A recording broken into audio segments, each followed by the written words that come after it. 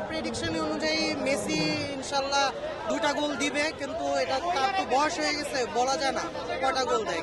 আজকে তার ফাইনাল খেলাও হতে পারে, লাস্ট খেলা, আর নাও খেলতে পারে। কিন্তু আমি চাই, আশা করি যে একটা অন্যরকম খেলা দেখ, মানে অনেক ভালো একটা খেলা দেখ, এটাই আমি আশা করতেছি। বাইকের অতিরিক্ত খরচে চিন্তিত?